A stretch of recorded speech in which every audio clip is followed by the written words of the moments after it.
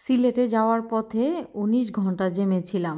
তো ১৯ ঘন্টা জ্যামে থাকার পর পৌঁছালাম অবশেষে সিলেট। আর সিলেটে পৌঁছানোর পর হাজব্যান্ড ৫ বাই রেস্টুরেন্টে নিয়ে গেল খাওয়ার জন্য। তো সেখান থেকে এই ভর্তাটা আমি খেয়েছিলাম। খাওয়ার পর যে ১৯ ঘন্টা আমি জ্যামে ছিলাম ওই কথাটা ভুলেই গিয়েছিলাম। এই ভর্তাটা খেতে এতটাই মজার। তারপর শেফের কাছ থেকে এই ভর্তার রেসিপিটা জানতে চাইলাম।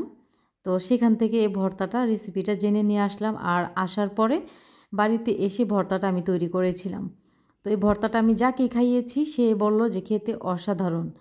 তো এই মজার ভর্তাটি তৈরি করার জন্য প্রথমে এখানে নিয়েছি ধনেপাতা। আর ধনেপাতাটা আগে পাটায় পিষে নিয়েছি, তারপর এখানে দিয়েছি কিছু মরিচ টালা আর দিয়েছি কিছু রসুনের কোয়া। আর রসুনের কোয়াটা কিন্তু কাঁচা ছিল। রসুনের কোয়াটা কিন্তু কোনো প্রকার সিদ্ধ করে নিইনি বা ভাজা করেও নিইনি, কাঁচা রসুন দিয়ে ভর্তাটা তৈরি করছি। তো সবগুলো উপকরণ বেটে নিচ্ছিলাম। আর বেটে নেওয়ার পর আবারও মিক্স করে নিচ্ছি। মিক্স করে নিয়ে এটাকে আবারও পাটায় খুব ভালোভাবে পিষে নেব।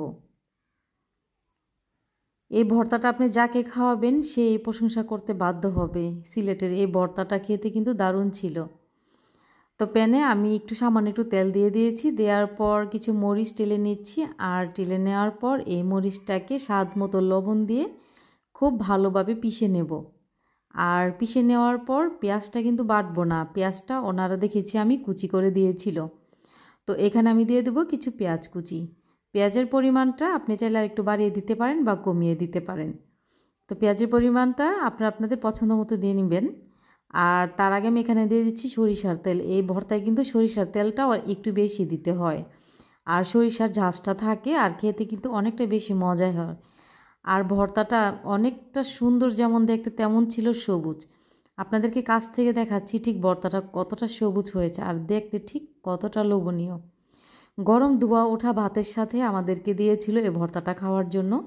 তো শুধু এক আইটেমের ভর্তা ছিল না, ওই ৫ বাই রেস্টুরেন্টে কিন্তু অনেক রকমের ভর্তার আইটেম ওনারা দিয়ে থাকে। সাথে থাকে বড়া, থাকে মাছ মাংস, সব কিছুই পাওয়া যায়। আর খেতে কিন্তু অসাধারণ লাগে। ওই রেস্টুরেন্টে আমার সিলেটে গেলেই ওই রেস্টুরেন্টে খাওয়া হয়। ওই রেস্টুরেন্টের খাবারগুলো কিন্তু অনেক মজার ছিল। তো রেসিপি ভালো লাগলে শেয়ার করার অনুরোধ রইল।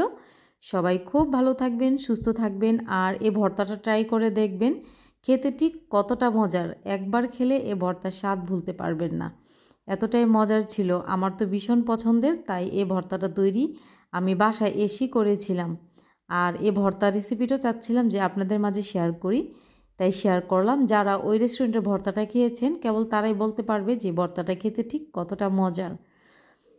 সবাই খুব ভালো থাকবেন, সুস্থ থাকবেন। এতক্ষণ সাথে থাকার জন্য সবাইকে অনেক অনেক ধন্যবাদ জানাচ্ছি। আল্লাহ হাফিজ।